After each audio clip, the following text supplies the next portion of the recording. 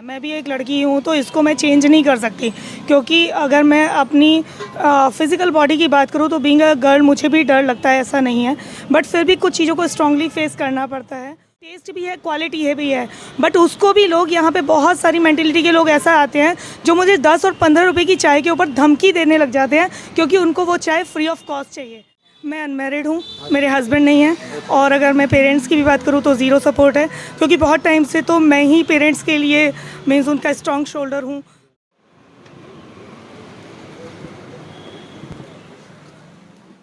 नमस्कार, मैं हूं रूप सिंह गुसाई और आप देख रहे हैं ANC इंडिया, खबरों में खबर, आपकी खबर। इस वक्त मैं मौजूद हूं सरिता विहार में। इधर यहाँ पर जो है एक चाय की दुकान है और आप सभी जानते हैं कि सर्दियों में चाय का एक अलग ही मज़ा है, और जो टी लवर है उनके लिए तो चाय की अपनी ही एक अलग बात है। और इस वक्त यहाँ पर जो एक ख़ास बात ये है कि मैडम मोनिका शर्मा है, जो ये चाय का काउंटर इन्होंने स्टार्ट किया, अभी हाल ही में शुरू किया, लगभग 3 महीने हो गए हैं, और अच्छी खासी मल्टीनेशनल कंपनी में थी, अच्छी खासी सैलरी थी, लेकिन कोविड के चलते जो है इनकी जॉब चली जाती है, और उसके बाद ये फ़ैसला लेती हैं कुछ करने का, और इन्होंने ये टी काउंटर यहाँ पर खोला है। और ये टी काउंटर अलग जो टी स्टॉल्स हैं उनसे बहुत अलग हो जाता है, क्योंकि यहाँ पर कुल्हड़ वाली चाय है और स्पेशल चाय है। इस चाय की क्या खासियत है, लोग यहाँ पर पीने के लिए क्यों आते हैं, और आप भी यहाँ पर क्यों आए, वो सब अभी हम मैडम से जानेंगे कि इनकी चाय में क्या खासियत है। मैं आपको बता दूं कि बहुत ही रिजनेबल रेट है, 15 रुपये की चाय ये यहाँ पर बेच रही हैं, और सारा कुछ जो है इन्हीं की ज़ुबानी जानने की कोशिश करते हैं कि किस तरह से इन्होंने इस आउटलेट की शुरुआत की, और बहुत जल्द इसकी फ्रेंचाइजी दिल्ली या दिल्ली से बाहर भी वो शुरू करने वाली हैं। तो जानते हैं इनसे इन्हीं की ज़ुबानी। नमस्कार मैडम, बहुत स्वागत है हमारे चैनल में। हमें बड़ी खुशी हुई कि आप जो है एक महिला होकर के और आपने टी काउंटर शुरू किया, और सबसे बड़ी बात कि आपका अच्छे खासा जो दिल्ली में नाम भी कमा रहा है ये टी काउंटर। तो हमारे दर्शकों को बताएं कि आपके इस टी काउंटर की क्या खासियत है। और आपने बताया आप किसी अच्छी खासी मल्टीनेशनल कंपनी में थी और कोविड के चलते जॉब के जो है फिर आपने ये स्टार्ट किया है, तो पूरा जो है हमारे दर्शकों को भी आप बताएँ। मैं ऑलरेडी जॉब करती थी और कोविड में जॉब मेरी छूट गई थी। नवंबर 2020 में मैंने अपनी जॉब लॉस्ट की थी ड्यू टू कोविड ओनली। मैं एक अच्छी कंपनी के अंदर मैं असिस्टेंट मैनेजर की पोस्ट पर थी और अच्छा सैलरी पैकेज भी था मेरा, और मुझे कंपनी की तरफ से आउट ऑफ इंडिया और इन इंडिया मैं बहुत जगह घूमी भी हूँ। और मैं टीम हैंडल करती थी, सेल्स टीम, जो कि ऑनलाइन टीम थी, जिसमें हमारा सर्विस वर्टिकल था, और पूरी बॉयज़ की टीम थी मेरी। 30 से 40 लोगों की टीम मैं हैंडल किया करती थी। बट वो कोविड में कुछ ऐसा हुआ कि मेरी कंपनी के अलग अलग वर्टिकल्स थे, तो जिस सर्विस वर्टिकल की मैं हेड थी वो वर्टिकल मेरा बंद हुआ, और जॉब लॉस करने के बाद I tried so many place to find the job according to my education, लेकिन मुझे जॉब नहीं मिल पाया। कहीं मुझे डिस्टेंस का प्रॉब्लम आया, कहीं मुझे पैकेज का प्रॉब्लम आया, कहीं पर मुझे ये इशू आया कि जो एक स्टार्टिंग मैंने किया था सेल्स में एग्जीक्यूटिव प्रोफाइल से, तो company offered me the executive profile which I was not agree to means handle that profile, क्योंकि मैं असिस्टेंट मैनेजर की पोस्ट से मैंने रिज़ाइन किया था, तो मैं वही पोस्ट लेना चाहती थी जो मुझे नहीं मिल पाई थी। तो एक माइंड में ना एक ब्लिंक था। कहीं ना कहीं एक चीज़ और भी है जो बहुत ही बिटर ट्रुथ है कि प्राइवेट इंडस्ट्री के अंदर में गर्ल्स के लिए स्कोप उनकी एज के हिसाब से बहुत जल्दी बंद हो जाता है, जो कि एक बहुत बड़ा बिटर ट्रुथ है, और जिस पर कंट्रोल होना चाहिए, कोई एक्शन होना चाहिए। क्योंकि अगर हमारे पास के लिए भी है बात, तो बड़ी एज होने पे नहीं लेते। करेक्ट बोल रहे हैं, हो सकता है आप, लेकिन मैं बीइंग अ गर्ल जो मैंने एक्सपीरियंस किया वो मैं आपसे शेयर कर रही हूँ। तो एक जब हमारी एज बढ़ती है ना, तो वहाँ पर प्राइवेट इंडस्ट्री में हमारे लिए स्कोप बंद हो जाता है। तो वहाँ पर हम ये सोचने पर मजबूर हो जाते हैं कि देखिए अब ह्यूमन बॉडी है, हमारे ऑर्गन्स है, तो स्टमक इज़ ऑल्सो ऑर्गन जो कि नीड करता है कि हमें कुछ खाना है। हम अपने ऊपर जिम्मेदारी भी ना हो तो अपनी तो जिम्मेदारी है ना, अपना पेट भरने की जिम्मेदारी तो है ना। एज को हम नहीं रोक सकते, लेकिन भूख को तो हमें मतलब भूख को भी तो नहीं रोक सकते ना। तो वहाँ पर एक सिरा था जहाँ पर फिर मुझे एक रियलाइजेशन हुआ कि अगर अभी भी मुझे कोई जॉब मिल जाती है, ऐसा नहीं है मैं यहाँ आउटलेट पर हूँ, अभी भी मुझे ऑफ़र आ रहे हैं, सम टाइम मेरा माइंड डाइवर्ट होता है, मैं सोचती हूँ कि मैं कर लूँ ज्वाइन, इसे मैं लेबर के बेस पर डाल दूँ काम को। फिर मुझे एक रियलाइजेशन होता है कि जैसे वहाँ तुम एक अच्छी कंपनी में थी और अच्छा परफॉर्म कर रही थी और एक अच्छी परफॉर्मर थी, तब भी जब कंपनी ने वर्टिकल बंद किया और तुम्हें आउट किया तो कंपनी ने कुछ नहीं सोचा। तो फिर वही कल तो स्टेज फिर कहीं वही ना कहीं आएगी 1 साल 2 साल 4 साल बाद। तो I think this is the right time to start my own setup, so that कि जो मैं कंपनी के लिए कर रही हूँ, क्योंकि सेल्स में आप जानते हैं कि सेल्स में भी हमें कंपनी के प्रोडक्ट को सेल करना है या कंपनी की सर्विस को सेल करना है। तो आई फील कि I think it will be better if I sell my own product और own service. That's why I decided to start my own outlet. और वो मुझे था कि मुझे FMCG से रिलेटेड ही स्टार्ट करना है, क्योंकि माइंड में एक थॉट था, बहुत सारे ऑब्जर्वेशन थे जॉब छूटने के बाद। 2020 से जब जॉब छूटा तो बहुत सारे ऑब्जर्वेशन थे कि कौन सा मार्केट ऐसा है जो कभी बंद नहीं होगा, और वो है कहीं ना कहीं FMCG का, फूड का इंडस्ट्री का। तो फिर वो था कि हाँ फूड का स्टार्ट करना है, बट अब फूड में क्या स्टार्ट करना है वो भी सोचना था। तो एक ऐसी चीज़ स्टार्ट करनी थी जहाँ पे इन्वेस्टमेंट कम हो, डिपेंडेंसी कम हो, और जहाँ पर चीज़ें थोड़ी सी अलग हों, कभी खत्म ना हो, डिफरेंट हों। और वो फिर मुझे माइंड में आया कि चाय एक ऐसी चीज़ है जो अभी बहुत ज़्यादा चल भी रहा है, और मैंने बहुत सारे लोगों का वीडियोस भी देखा, बहुत सारे लोगों से इंस्पायर भी हुई कि हाँ चाय का ही उन्होंने आउटलेट खोला and they get the means good achievement in the life. That's I decided कि मुझे चाय का करना चाहिए। कुछ खास बताना हो कि कौन से चाय वाले थे जिनसे इंस्पायर हुए आप?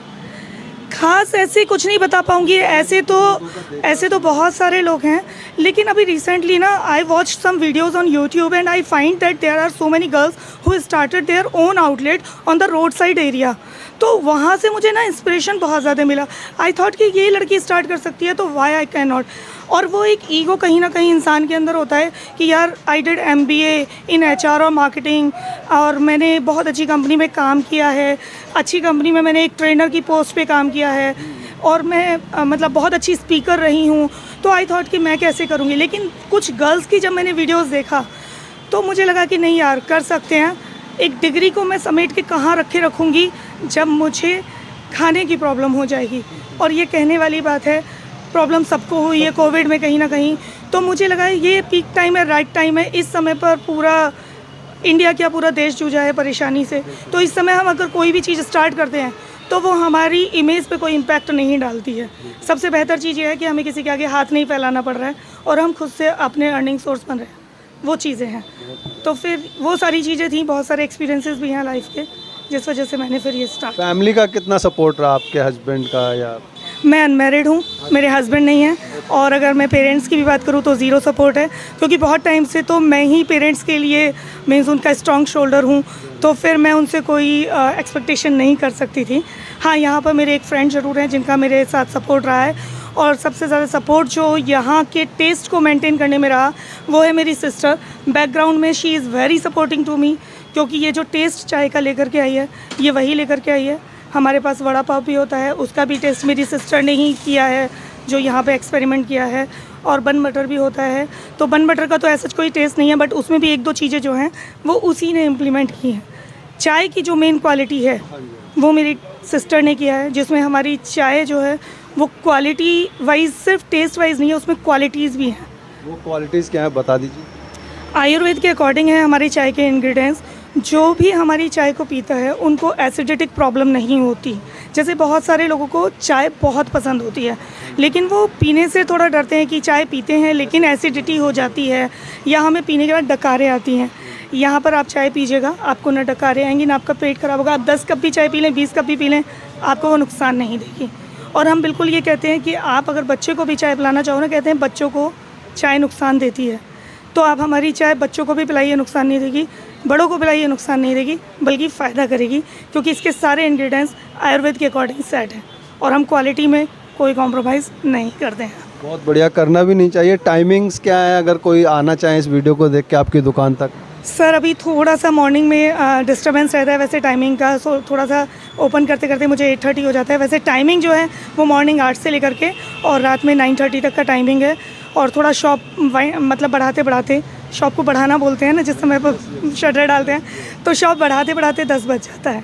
मतलब तो ये चीज़ 8:30-9 बजे से लेकर रात के 8 बजे तक तो आप आ ही सकते हैं? नहीं, 9:30 बजे तक, रात के 9:30 बजे तक आप आराम से आ सकते हैं। 9:30 के बाद ही हमारा आउटलेट हम लोग बढ़ाते हैं। ये हमारी जो मैडम, मैं आपकी बात काट करके ये जानना चाहूँगा कि दिल्ली में अपराध लगातार बढ़ रहे हैं, महिलाओं पर किस तरह की अभी हाल ही की घटना अंजलि की, तो ऐसी जो वारदातें या ऐसी न्यूज़ सुन करके आपको डर नहीं लगता कि आप यहाँ रात के 9-10 बजे तक रहती हैं? सर डर तो एज अ ह्यूमन बीइंग स्वाभाविक है। मैं भी एक लड़की हूँ तो इसको मैं चेंज नहीं कर सकती, क्योंकि अगर मैं अपनी फिज़िकल बॉडी की बात करूँ तो बीइंग अ गर्ल मुझे भी डर लगता है, ऐसा नहीं है। बट फिर भी कुछ चीज़ों को स्ट्रांगली फेस करना पड़ता है। और यहाँ पर मेरा आउटलेट स्टार्ट हुआ था 3 नवंबर को, तो तब से लेके अभी तक मैं यहाँ पर बहुत सारी अलग अलग पर्सनैलिटी यहाँ पर मैं हैंडल करती हूँ और उसी के अकॉर्डिंग उनको डील करती हूँ।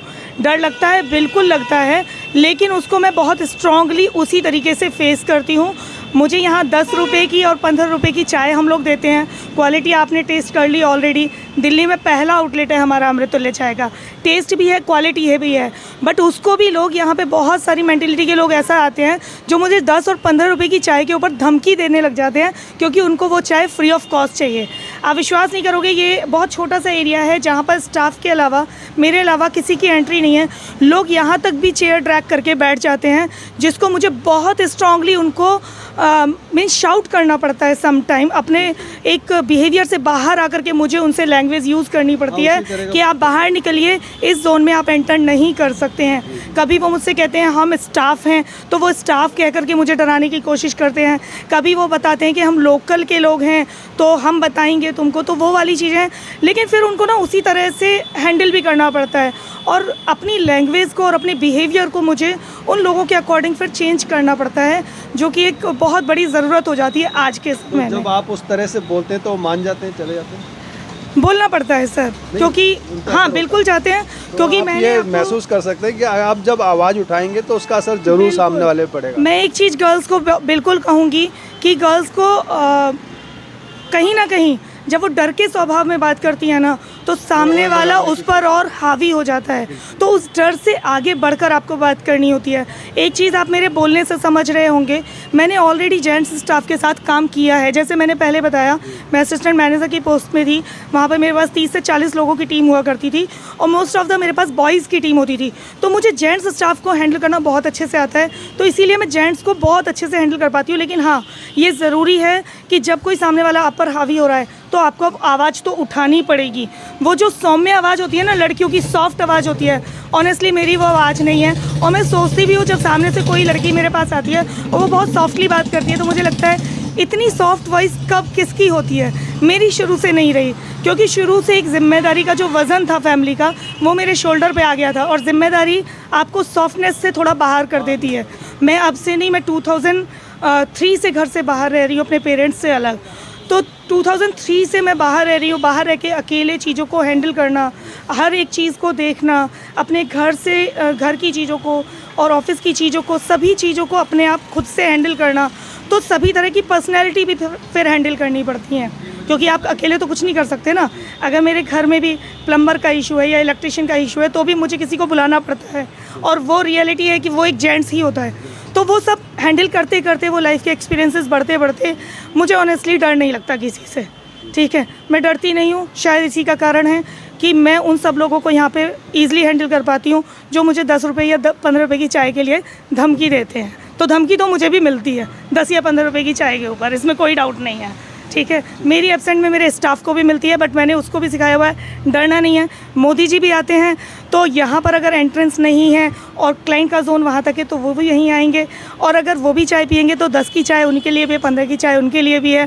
तो जब हम एक पीएम को रिस्पेक्ट देते हैं, उनसे नहीं डरते, तो बाकी किसी से क्या डरना है। रिस्पेक्ट सबको दो, डरना किसी से नहीं है। बहुत बड़ी बात है, थैंक यू सो मच। तो यहाँ पर मोनिका शर्मा की जो ये बात एक बहुत बड़ी निकल कर के आई है कि आप दूसरों के लिए काम करने के बजाय खुद के लिए काम करें, खुद की आइडेंटिटी बनाएं। और इसी के साथ मैं रूप सिंह गोसाई अपने कैमरामैन व्यास कुशवाहा के साथ यहाँ अमृततुल्य टी स्टॉल से, टी काउंटर से आप सभी से विदा लेता हूँ। जल्द अगली खबर में मिलूँगा, तब तक आप अपना बहुत ख्याल रखिएगा। नमस्कार, धन्यवाद।